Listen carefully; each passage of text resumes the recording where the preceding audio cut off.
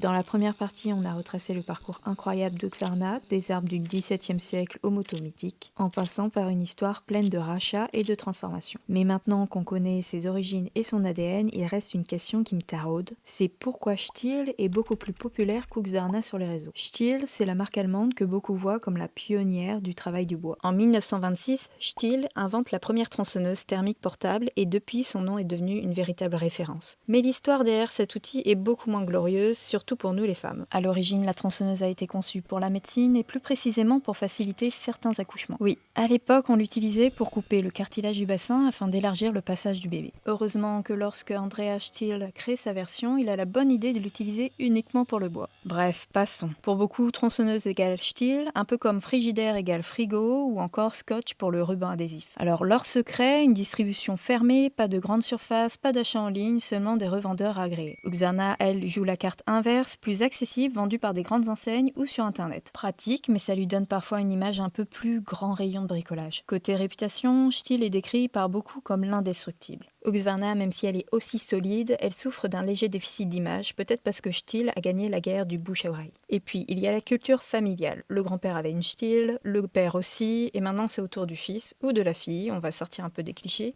Stihl, c'est la marque qui joue à fond sur la carte du marketing émotionnel, compétition de bûcherons, événements forestiers, vidéos spectaculaires où tout respire, puissance et maîtrise du geste. Résultat, une image de marque associée à la force, la précision et le professionnalisme. Husqvarna, elle, préfère miser sur la technologie et la polyvalence. Moteur plus propre, réglage automatique, robot tondeuse, une approche plus ingénieuse et technique. Stihl, c'est un peu le plug and cut. Tu démarres, tu coupes et ça marche, tout simplement. Husqvarna, elle, aime bien intégrer l'électronique intelligente. Et ça peut en dérouter certains utilisateurs occasionnels comme moi. J'en ai eu une récemment et disons que l'expérience n'a pas été franchement convaincante. Les premiers mois, plusieurs frustrations liées à des réparations impossibles sans passer par l'ordinateur du réparateur. Alors oui, je ne suis pas mécano, mais j'avoue que j'ai du mal avec cette tendance à mettre de l'électronique partout, même là où parfois la bonne vieille mécanique suffisait largement. Et toi, t'en penses quoi? Personnellement, j'ai choisi Husqvarna tout simplement parce que mon mécanicien travaille avec cette marque, il a toujours les pièces et surtout il me donne des conseils adaptés à mes besoins. Nous n'avions personne dans notre entourage qui travaillait dans ce domaine, donc aucun avis préconçu, aucun a priori, on partait vraiment de zéro. Alors au final, entre Stihl et Husqvarna, la meilleure tronçonneuse, c'est celle qui correspond le mieux à tes besoins. Et toi, t'es plutôt école Stihl ou team Husqvarna ou